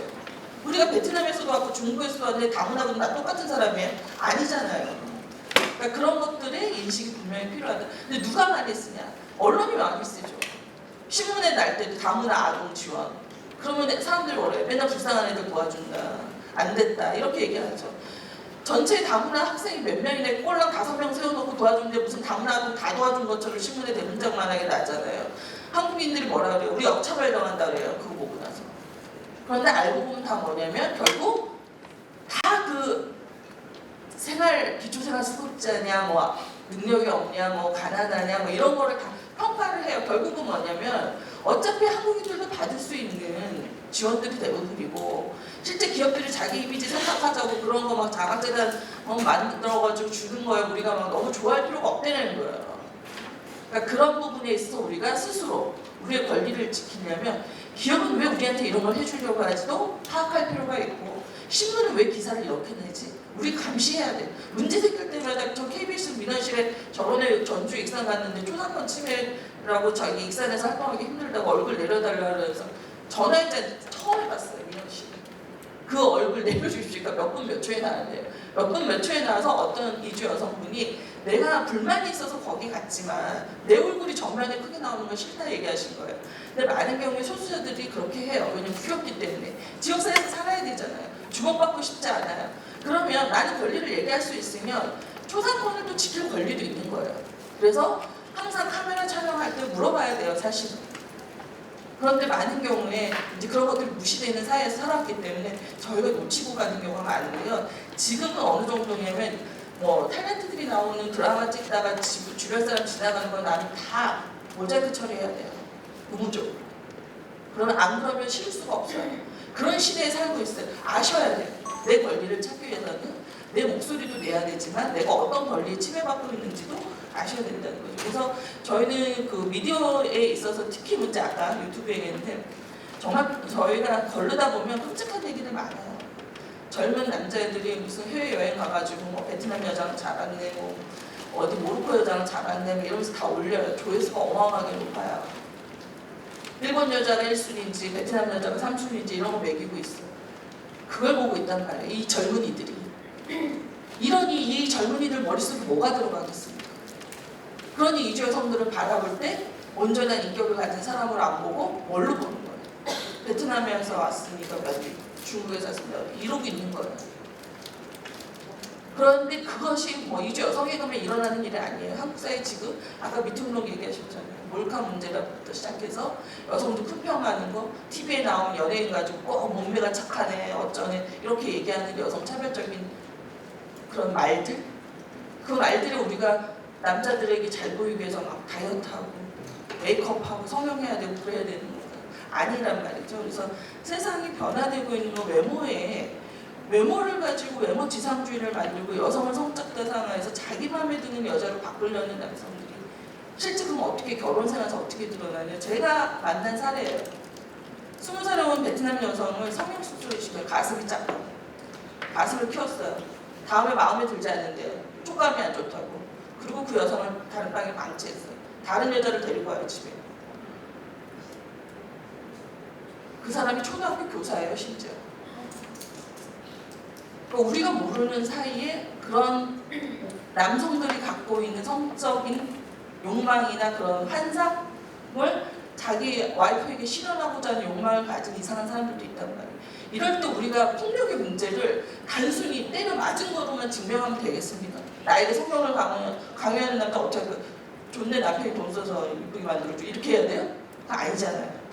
그래서 폭력의 문제에 대해서 우리가 치료 자격을 논할 때 정말 실제로 언어적으로 정서적으로 나의 인격을 존중하지 않는 모든 행위를 우리는 폭력으로 봐야 된다. 제일 무서운 게 뭐냐면요. 계속 존중하지 않는 평화의 말을 듣잖아요. 무기력해져요. 우울증이 와요. 그럼 난 이 세상에 필요 없는 사람이다. 이렇게 생각하게 되는 거죠. 여성들이 왜 아파트에서 떨어지겠어요? 내가 같이 사는 남성으로부터 나가 존중받지 못하기 때문이거든요. 그러니까 그런 부분에 있어서 체류 자격을 논하는 데 있어서 마지막으로 저희가 대안을 모색할 때 드리고 싶은 얘기가 이미 유엔에서 공고를 했습니다. 작년 2018년 2월 제가 제네바에 현장에 있었고요. 돌아와서 그 공고를 받은 그 팀들 중에 한 명이었습니다. 정확히 문구에 써 있습니다. 젠더 폭력에 기반한 문제를 해결하라고 정부에 조치를 취하라고 얘기하고 있고요. 중요한 건 체류 자격을 논하는 데서 자녀가 있든지 없든지 어떤 사정이든 이미 결혼하러 온 여성에 대해서의 체류 자격을 부여하라는 거예요. 그것은 이혼에 있어서 기칙사유가 누가 이렇게 있든지 그건 중요하지 않다. 왜? 결혼하러 올 때 이미 우리는 많은 것들을 포기하고 도전하고 왔어요. 사실 자기 나라로 돌아가기 어려운 여성들이 있잖아요. 동네, 가족의 얼굴. 그러면 이 여성이 만약에 못 돌아가고 난 여기서 살 수 없으면서 마지막에 선택할 수 있는 건 뭐예요? 자살이잖아요. 자살 방조죠 이거는. 그래서 우리가 여성을 대함에 있어서 법이 지켜줄 수 있는 건 어쨌든 이주 여성을 필요로 해서 불렀던 국가의 정책도 문제지만 들어온 여성을 제대로 보호하지 못하는 지원 시스템이 없다는 것도 문제고 그것을 가지고 오히려 뭔가 통제하려고 했던 출입국 관리법상의 문제를 해결을 해야 한다. 그러기 위해서는 우리가 보이는 폭력만이 아니라 보이지 않는 폭력의 문제도 계속 지적해야 되고 기칙사유가 누구에게 있든 이혼을 줘야죠. 한국 여성들이 성격 차이 난다고 이혼하는 판에 우린 성격 차이로 이혼하면 안 되는 거예요 그러면? 안 맞아. 계속 살아야 돼요? 그럴 수는 없잖아요. 왜 꼭 맞아야 헤어져요? 그건 아니라고 보고요. 그 앞에 좀 더 나은 해결 방식이 있으면 좋겠죠. 성격 차이가 있을 때 부부 갈등이 해결하고 근데 남자들 절대 안 나오잖아요. 부부 상담에. 부부 상담 강제로 응모할 수도 없고 그런 부분에 있어서 우리가 유엔에서 공고한 사실들이 무엇인지 우리 스스로도 알아야 하고 우리도 그것을 지키도록 정부에 요구해야 합니다.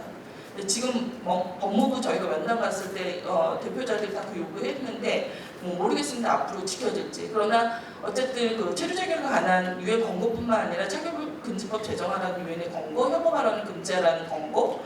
그래서 혐오 발언에는 이주 여성들만 겪은 다문화 가족 자녀 비하 이래서 여러분들이 막 분노해서 나오셨지만 그랬을 때 내 문제뿐만 아니라 모든 이주민을 봐주셨으면 좋겠어요. 노동자로서 최저임금 받아도 된다고 한 그 말은 실제 우리한테 돌아오면 너는 여자니까 덜 받아도 돼야 하고 똑같은 말이에요. 지금까지 한국 사회가 그려왔던 걸 바꾸려고 기나긴 시간을 노력해도 아직 돈이 잘 성사되지 않고 있어요. 그런 의미에서 우리가 함께 모든 차별에 대해서 함께 마음을 모으는 지혜가 필요하고 혐오 발언에 대해서도 어떤 누구도 나는 장애인이 아니니까 장애인 비하가는 나랑 상관없지가 아니라 우리 중에는 누군가 장애인인 자녀를 가질 수도 있고 저는 이제 노년이 되니까 막 무릎도 아프고 다 아파요. 걷기가 힘들어요. 계단 내려가는 게 무서워요. 그러면 나도 언젠가는 그런 불편한 존재가 될 수 있어요. 그걸 대비해서 우리 모두는 그런 차별 없는 평등한 세상에서 우리 모두의 권리가 함께 지켜지기 위해서 함께 연대해 주셨으면 좋겠습니다. 그리고 마지막으로 저희가 미디어 뮤니티를 몇몇 단체들이 하고 있지만 선생님들이 TV 보시다가 꼭 바로 KBS든 MBC든 전화하셔가지고 자꾸 지적을 해주셔야 나의 불편함이 해소되는 게 분명이고 미디어는 민원인의 그게 되게 약해요. 그래서 그 부분 꼭 해주셨으면 좋겠고 또 한 가지는 혹시 누구를 도와서 출입국에 가게 되시면 불친절한 사람을 발견하실 거예요. 저도 유학생 한번 비자연장원에 같이 가다가 너무 모욕스럽고 치욕스러워서 내가 이 일을 한 20년 만에 다시 겪네 이러면서 분노한 적이 있는데요. 서로 감시자가 돼주세요. 누가 불친절한지 명함 꼭 보시고 어디 목동 출입국 누군지 꼭 확인해 주세요. 그래서 사례를 만들어 주세요. 얘기해야 돼요. 감사합니다. 국제결혼, 중개업이 문제, 그리고 이게 중개업인 문제가 이주 여성들한테 모든 게 들어오고 거기서 더 플러스하면 차별로 인한 우리 청소년들까지 이렇게 피해입고 있다는 것. 그래서 그동안 수면 아래 가라앉아 있던 우리 목소리를 더 이상 잠재우지 말고 당당하게 원리를 내세우고 요구해야 하며 유엔 인종차별철폐위원회의 공고 이행을 감시하고 모니터링하면서 궁극적으로 인종차별을 포괄하는 차별금지법의 제정과 혐오 발언을 처벌할 대책을 만들어가야 한다고 좋은 제안을 해주셨습니다. 감사합니다. 네, 마지막으로 글로벌 한부모센터 메리조이 운영위원께서 토론해 주시겠습니다. 안녕하세요. 반갑습니다. 마지막 발표인데요. 남아 계시면 끝까지 계시길 감사하겠습니다.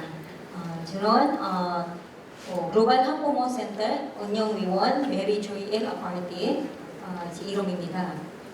그리고 결혼 이주 여성 가정 폭력의 원인과 대응 방안 모색에 관한 발표하겠습니다. 네, 목차하겠습니다. 목차는 첫 번째 결혼 이주 여성 생각하는 한국 이미지. 아마 여러분은 공감하겠습니다. 두 번째는 한국 다문화 사회 영성 및 발전. 세 번째는 현재 문제점. 그리고 넷째는 이주 여성 폭력 피해 대응 체계. 다섯 번째 폭력 피해 이주 여성 보호와 자립을 위해.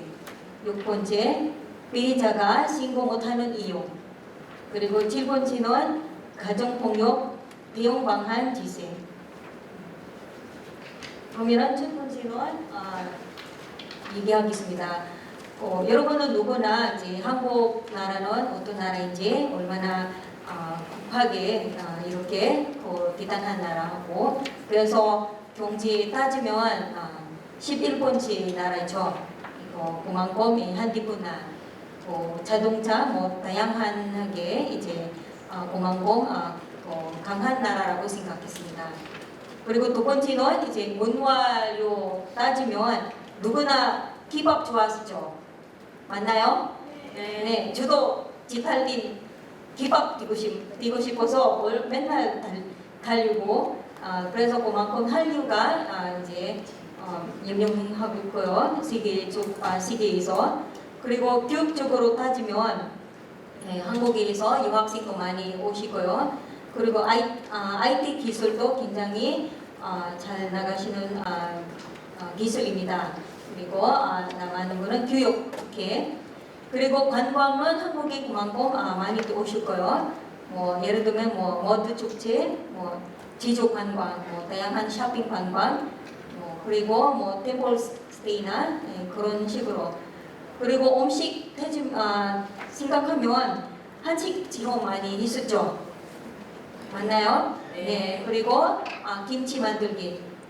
그리고 여러 가지 이런 지역이 이제 한국에서는 아니해서 이렇게 하고 있습니다. 그리고 첫 번째는 결혼 이주 여성은 생각하는 한국 이미지는 어떨까요? 이거는 아직 경험하면서 한국 나라는 멋진 나라다. 그리고 멋진 오빠. 요즘은 멋진 오빠 한국 배우나 힙합 굉장히 많이 있습니다. 그리고 맛있는 음식. 한국 음식 맛있죠? 네, 조미는 저 같은 경우는 조미는 많이 못 먹지만 이제 지금은 김치 없으면 좀 있어야 맛있어요. 그런 생각이 있습니다. 그리고 하나는 여유로운 생활, 아름다운 한국, 그리고 행복한 가정, 또 좋은 환경, 또 좋은 인생. 그래서 여기 한국이 나라는 이렇게 결혼 이민자 이주여서 왔습니다. 그리고 두 번째는 여기 보시면 너무 작지만 한국 다문화 사회는 형성 및 발전. 그리고 어떤 변화가 있을까요? 한국 나라. 그래서 여기 1990년 보시면 2005년까지는 한국 남자들이는 어떤 생각이 있어요. 그래서 축구지 결혼 이주 여성들이는 무조건 이제 한국에 와서 이주 여성 와서 결혼하니까 한국 문화 이제 그냥 받아라. 그리고 이런 생각도 있고요.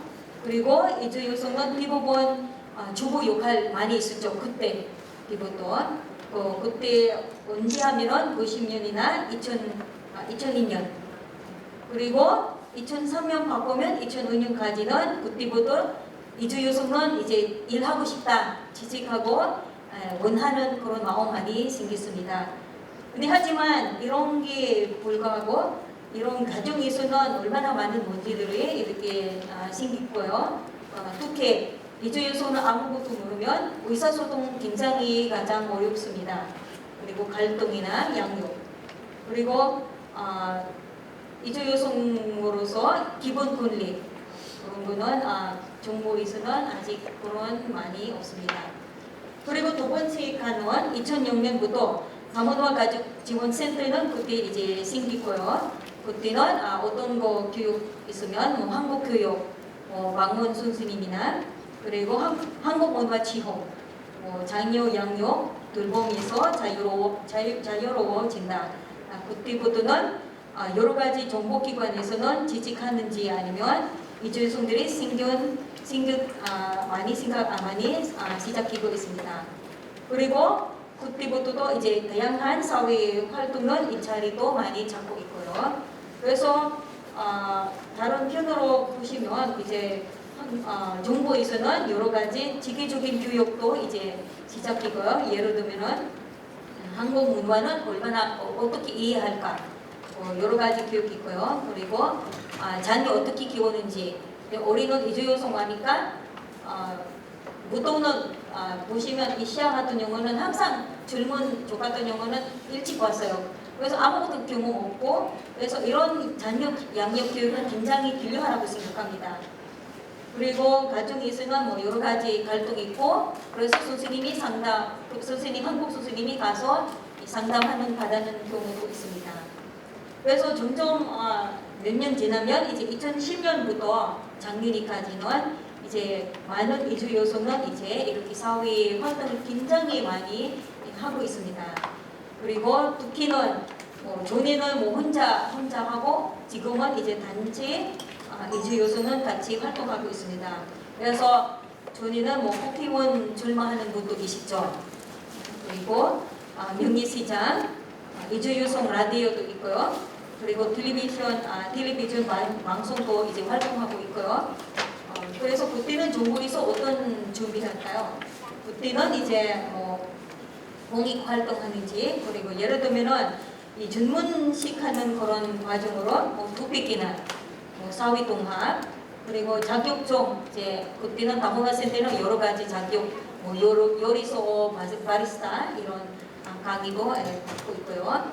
그리고 자주 모임 그리고 공익 활동이나 여러 가지 공무원 경찰 가서 같이 활동하고 이런 사회 활동이 많이 있습니다. 그리고 현지는 2019년 이주 여성은 여러 가지 분야가 이제 굉장히 활동하고요. 그리고 얼마 전에 일어나는 사건이 있고 익산 시장님 작전 표현 많은 이주 여성들이는 같이 시위하고 집회도 하고요. 그리고 기자회견도 이제 있습니다. 그리고 현지는 이제 가정폭력에 대한 대응 방안 모색하고 있습니다. 그리고 이주 여성 다른 편으로 하면은 이주 여성은 굉장히 같이 활동하고 있습니다. 그래서 여러 가지는 노력하고 그래서 이렇게 여러 가지 노력하면은 전문 지식이나 역량 부족한 도 있지만 다양한 이주 여성은 글로벌 마인이 생겼습니다. 다음 부탁드립니다. 하지만 이런 많은 노력이지만 이제 알다시피 아직까지는 현지 문제가 아직 있습니다. 특히는 이제 가정폭력이 아다시면 가정폭력은 굉장히 진홍이고 지밀하고 계속하고 있고요. 그리고 피해자가 굉장히 폭행하면은 어떤 마음이면 굉장히 두려운 마음이 생기고요. 그리고 굉장히 비하고 살고 있습니다. 그리고 하나는 이주유성과는 자녀가 만약에 가정폭력 노출되어 보호받지 또 못하고 있고요. 그리고 하나 문제는 이제 가정폭력의 특히 조치를 해도 무시하고 찾아다닌다.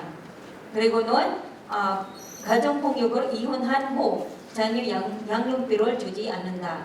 이거 진짜 정말 중요한 문제입니다. 그리고 네 번째 부탁드립니다. 물론 이런 문제들이지만 과연은 한국 정부는 준비 안 할까? 물론 많이 노력했죠. 그래서 많은 노력이니까 이런 이주 여성 폭력 비는 대응 지원 체계가 이제 준비했고요. 그래서 이러한 담원과 가족 지원 정책도 있고요. 이주 여성 인권 지원 정책, 외국인 지원 정책 법무부에서 담당하고요. 그리고 담원과 지원 정책, 유성가정부, 그리고 외국인 인력 지원 정책, 그래서 고용노동부, 미국은 근로자법 이렇게 시행하고요. 그리고 중요한 거는 하나 재료 자격 법무부에서 출입국 관리부. 그래서 하지만 이러한 많은 정보에서 준비했지만 이런 많은 아직까지는 이런 이주 여성 이제 폭력 비해 이제 아직 있습니다. 그래서 그분들이는 그분 위해서 이렇게 폭력 비해 이주 여성 보호와 이제 자립을 위해 이렇게 많은 준비했습니다. 예를 들면은 이주 여성 상담실에서 예를 들면 어떤 여자가 폭행 당하면 어떤 기본 줘야 돼요.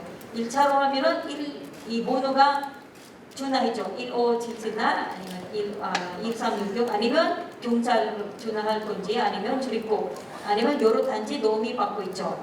근데 다음은 2차 하는 넘어가면 이주 여성은 2차로 하려면 그때 상담받고 그래서 보호 시설은 이제 있고요. 그래서 그만큼 이제 정부는 이렇게 많이 준비했고요. 그래서 현재는 전국 보호 시설은 32개 있습니다. 그래서 쉼터는 28개, 공동생활가정은 3개 있고요. 그리고 저발센터는 1개 있습니다. 하지만 여기 현지는 제일 좋은 거는 이제 3차로 제 상담은 이제 조가로 있고요. 이제 잘 할 계획하고요. 그리고 쉼터는 2개가 또 생긴 계획이 있습니다. 그리고 여기는 왜 이주 요소는 이런 많은 정보에서 준비했지만 왜 아직까지 신고 못하는 이유하는 부분도 있습니다.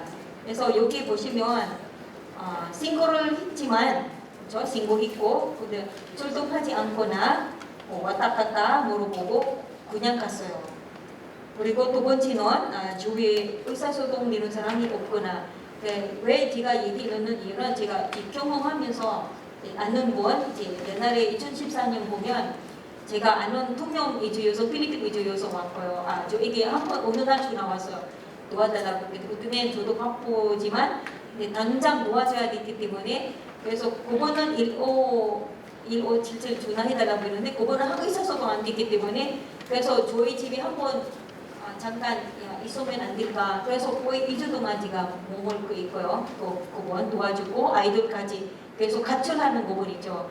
그래서 하지만 많은 언니로서 선배로서 다행해서 많은 지식 배워서 이제 어떤 출사가 필요하는지 어떤 거 해야 되는지 우리 하는 언니 하는 역할은 굉장히 많이 도와줬어요. 그래서 그만큼 이제 우리 이주요소도 이런 게 굉장히 배우는 게 부분이 굉장히 중요합니다. 그리고 그분들은 가까운 친구는 별로 없습니다. 그리고 신고하면 남편이 만약에 신고하면은 이혼해줄 수 있잖아요. 그래서 무서워서 신고는 못하고요. 그리고 하나는 남편이 이게 불금 만약에 이거 하면은 보고하면 본인이 돈 내야 되잖아요. 그래서 돈 어디서 구해요? 일도 못하면서 그런 상황이고요. 그리고 또 큰 폭력을 당할까봐 두려워서 신고도 못하고요. 그리고 신고를 했다가 아이까지는 이런 폭행하는 상황도 있습니다. 저는 이주요성 저에게 우리 집에 왔을 때 아이가 엄마한테 같이 따라하고 싶어요. 엄마가 혼자 갇혀 있거든요. 근데 아이가 무서워서 혼자 기차 서울까지 왔어요. 그런 경우 있거든요. 그래서 그분들은 얼마나 많이 힘들까요? 그리고 하나는 병원이 만약에 맞으면 병원이 돈이 없어서 병원이 갈 돈 없어요. 그래서 계속 들어오니까요. 그리고 마지막은 이제 폭력 비는 비용 방학 지시 말씀하겠습니다. 그 정부의 이거는 김직봉 가정폭력 비는 정부에서는 굉장히 필요하다는 부분이 있고요. 그만큼 캠페인과 홍보를 많이 필요하다고 생각합니다. 그리고 하나는 국민에게 폭력은 범죄라는 인식을 해야 합니다. 굉장히 이 폭력은 안 좋아, 나쁩니다. 이런 게 많이 인식하면은 아마 그 남자는 많은 생각해서 이거 안 되구나 이런 거 많은 생각해서 올 거라고 생각했습니다. 그리고 하나는 폭력 신고 시 발언 절동과 피의자 표피를 해야 한다고. 그리고 폭력 가해자는 얼굴을 공개하면 엄한 벌을 내려야 되는 하면 좋겠고요. 그리고 하나는 폭력 피해자를 위한 보호가 이루어져야 계속 있으면 좋겠고요. 그리고 하나는 누구나 이런 권유를 잊지 않았을까요? 여러분 생각이 맞나요? 네. 우리는 누구나 권리 있고요. 그래서 여기 보시면 we have the right to live, 누구나 살고 싶고요. 그리고 we have the right to be happy, 누구나 행복하고 싶죠. 그리고 we have the right to have a happy family. 그래서 한국에 여기 왔고요. 그래서 행복한 가정이 되고 싶어서 이렇게 노력해서 이렇게 끝까지 한국에 계속했습니다. 그래서 제 발표는 이상합니다. 매니저님께서는 정말 한류 열풍에 정말 대한민국에 대한 좋은 이미지 갖고 꿈을 갖고 한국에 왔지만 여러 가지 어떤 법적 제한이나 이런 제도가 부족하기 때문에 오늘날이 이르렀다는 거. 그래서 가정폭력 대응 방안 제시해 주는데 이게 정부의 캠페인과 요 7번 대목이 되게 중요하다고 저는 생각합니다. 그래서 정말 수고 많으셨습니다. 좋은 제안 감사합니다. 마이크를 플로어로 넘겨 참석자들이 자유로운 추가 질의나 또는 발언을 듣도록 하는데요. 시간이 지금 6시면 우리가 끝내야 될 시간이라서 3분만 듣도록 하겠습니다. 네, 안녕하세요. 우리 박민자 토론자님과 마지막에 말씀하신 메리조이님에게 여쭈고 싶은 거는 격리 조치를 내리면 좋겠다고 하고 법적 대응에 대해서 말씀하시는데요. 우리 많은 여성분들이 가정에서 한 번쯤은 다 이제 폭력에 대한 것이 노출된다고 볼 수가 있어요. 이제 전체는 아니겠지만은 그렇지만은 그런 상황에서 경찰의 대응을 바란다고 하는데 경찰에 신고를 하면은 경찰에서 경찰이 하루 안에는 24시간 안에까지가 아니고 낮 시간 8시간 안에는 격리 조치를 할 수가 있어요. 근데 그 8시간이 지나고 나면은 피해자분에게 물어봅니다. 이 남편을 어떻게 했으면 좋겠냐고, 어떻게 처리를 했으면 좋겠냐고. 그래서 격리 조치를 할 수 있냐고 물어보니까 격리 조치는 할 수가 없다고 하시더라고요. 왜냐하면 유치장에 가둘 수가 없대요. 그리고 그럼 어떤 격리 조치를 할 수 있냐고 물어보면 어떻게 얘기하냐면 법원에다가 뭐라고 하지? 접근금지 신청을 해야 되는데 그게 하루에 되는 게 아니더라고요. 그렇다면 그 격리 조치를 어떻게 할 수 있냐니까 다른 방법이 없다고 하더라고요. 일단은 해결 방법이 격리 조치 될 때까지 기다려야 된다고 그러더라고요. 그렇다면 이 법을 어떻게 고칠 수 있는지 그것도 궁금합니다.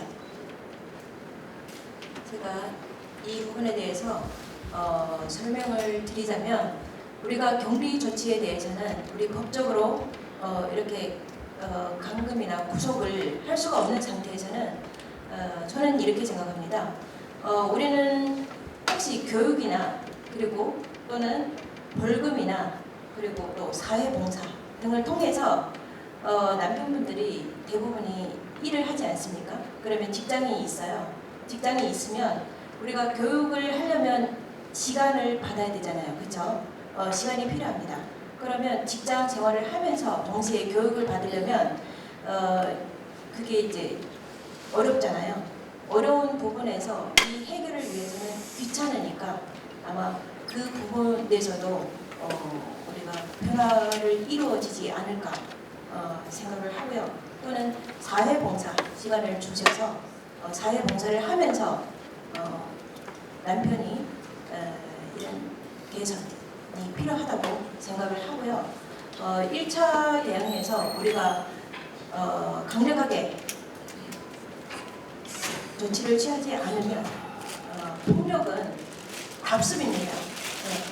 답습이기 때문에 반드시 강력하게 조치가 필요하다고 생각합니다.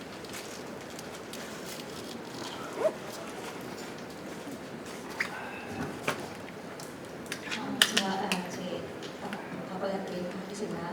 좋은 질문에 감사합니다.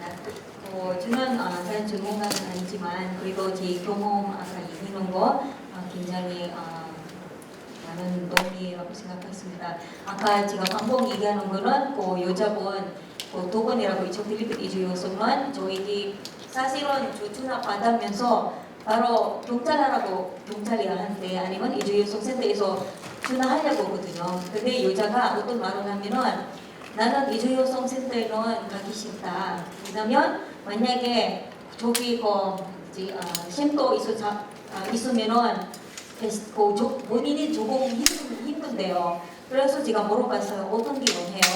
그래서 언니 집에 잠깐 지내면서 많은 생각해서 그리고 언니는 이제 어느 정도 한국말 의사소통할 수 있고 그래서 그분에서 자기 남편 저랑 통화해달라고 했어요. 그래서 남편에게 제가 통화했어요. 본인이 이런 문제 있는데 그래서 여자가 자기 며느리가 이제 우리 집에 잠깐 여기 있습니다. 근데 제가 어떤 게 본인이 어떤 게 하면 좋겠고 이 와이프는 잠깐 집에 안 가고 싶대요. 그래서 남편이 이런 하고 그래서 제가 조언했죠. 그래서 만약에 여자가 이런 게 폭행하기 싫었는데 본인이 어떻게 한국에 여기 와서 좋은 살고 좋은 가족 되고 싶었는데 이렇게 폭행하고 여자가 어떤 힘이 있어요. 그래서 남편은 본인이 제가 한국말 어느 정도 하니까 자기는 너무 생각 많이 했어요. 많이 미안한 거 있어요. 많이 반성도 있고 그랬어요. 제가 이런 많이 해서 그래서 제가 자기는 약속했대요. 일단은 다시 요즘 본인 자기 와이프는 집으로 보내달라고. 그래서 제가 보내기 전에 제가 먼저 경찰 다시 한번 신고했어요. 그리고 경찰이랑 담원화 그쪽에서 담원화 센터 있고 지역은 연결해서 이렇게 순서 먼저 제가 했거든요. 그래서 남편은 약속했어요. 그 약속하니까 여자가 마음 먹었죠. 약속하니까 기다리고 사람은 누구나 칠 수 있잖아요. 그래서 여자가 이게 나쁜 여자 아니라서 착한 여자잖아요. 그만큼 남편 하는 그런 마음은 받아주고 그래서 다시 들어갔어요. 그래서 제가 그때는 한 달 동안 일주일마다는 계속 전화했어요. 남편은 약속하고 있는지 잘하고 있는지 그리고 그거가 아니라 여자는 왜냐면 남편이 일하지 말라고 했거든요. 여자분에 일하지 말라고 생활 안 줘요. 생활비. 그럼 어떻게 빌려하는 거면 살 수가 없잖아요. 그래서 남편한테는 이렇게 해야 되고 여자는 한국말 못해도 나중에 교육받으면 돈 벌면 나중에 본인한테도 도움이 줄 수 있다라고 생각했습니다. 물론 지금은 아무것도 없지만 지금 누구나 본인이 그 나라 가시면 우리 나라 가면은 본인은 영어도 못하고 다른 말도 못하고 그럼 어떻게 해줄 수 있어요? 그만큼 여자는 모르지만 아무것도 모르지만 그래도 본인은 따라하고 사랑하고 이렇게 한국 생활을 살고 있습니다. 그래서 그때는 다행해서 남편이 이제 이런 마음에서 다행이고요. 그래서 아마 많은 이런 상황도 많이 생길 수도 있지만 앞으로 이런 경우 없으면 우리 이주 여성 한국의 이주 여성들이는 물론 바쁘게 생활이지만 이런 많은 교육도 받고 그래야지 이런 언니처럼 이런 좋은 해줄 수 있는 역할 아마 필요하라고 생각합니다. 이상 제가 한번만 나오니 빨리 해야 됩니다. 네, 알겠습니다. 지금 메리조이 씨께서 하신 말씀은 일부 개인에 대한 걸 얘기를 하는데 제가 쉼터에 있는 여성분들과 상담을 좀 해본 경험이 있습니다. 근데 그곳에 있는 여성분들이 하시는 얘기가 뭐라고 하시냐면 112에다 신고를 해라고 해서 신고를 하면은 남편들이 그 당시에 신고했을 때는 아무런 문제가 없는 것처럼 반성하는 기미를 보이지만은 다음에 집에 들어가서 다시 살게 되면은 남편분들이 또 신고하라는 식으로 그 언어를 쓰면서 다시 폭행을 시작하는 부분들이 있습니다. 그래서 극소수의 남편들이 그런 행위를 그런 자기가 잘못했다는 것을 반성하는 부분들도 있겠지만 반성하지 않는 분들도 많다는 말씀을 드리고 싶습니다. 네. 그래서 네. 그 부분을 좀 생각해 봐주셨으면 좋겠습니다. 네네. 모두 좋은 말씀이시고 이 사례들이 많은데요. 우리가 지금 사례는 엄청 많습니다. 근데 대응에 대해서 어떻게 할지 지금 발제자와 토론자들이 주로 이제 주제를 다 모아보면 자 초창기 때 처음에 뺨 하나 맞든지 머리카락 당기든지 폭행이 일어났을 때 그때 우리가 대응을 해야 된다는 목적 취지가 또 매우 높은 것 같아요. 지금은 거기에 대한 대응이 법적으로 없습니다. 사실은 맞았어? 진단서 나올 수 있어? 남편이 폭행했다는 증거 있어? 이거 갖고 가는데 우리는 증거가 없잖아요. 그래서 솜방망이 처벌이 아닌 112 신고만 해도 어떤 경고를 주고 두 번째 또 신고하면 처벌하는 그런 제도가 정말 필요한 것 같습니다. 여러분들 말씀에 우리 다 함께 공감하면서 지금 자꾸 추가 이제 질문을 받고 싶은데 거의 비슷비슷한 것들이 나와서 정말 이 대응 모색에 꼭 이것만 했으면 좋겠습니다 하시는 분 손 들어주세요. 네, 안녕하세요. 제가 베트남에서 온 김혜린 경원이 주민입니다. 특히 우리가 눈으로 많이 보이는 상처이나 못 비어 부러지던 사람이든 자살하는 거는 저 사람은 가족 폭력에 좀 당했는구나 보이는데 근데 상처 보이지 않는 건 마음이 상처받는 건 남편에게 시댁에게 항상 존중받지 못하고 모욕이랑 많이 받는 상태에서 겨울이 민자가 딴 사람에게 얘기해도 믿어주지 않고 응답해주지 않는 상태가 많이 있거든요. 이런 상태는 칭찬은 선생님 센터들이 있는 선생님께서 집이 직접 방문해가지고 저 집 상황은 파악하고 상담해주시고 정혜신님이 말씀드린 것처럼 부부 상담할 때 남성은 잘 안 받잖아요. 그거 사실 맞습니다. 그래서 여성은 피해자를 많이 입습니다. 그래서 억지로 센터 선생님들이 가정에 와서 파악하고 억지로 남편에게 상담을 맡아주시면 좋겠습니다 생각해요. 뭐냐면 병은 치료하는 것보다 병은 미리 예방하는 거는 좋잖아요. 이상입니다. 수고하셨습니다. 치료하는 것보다 예방이 중요하다. 좋은 말씀 해주셨습니다. 마지막에 한 분 더 받겠습니다.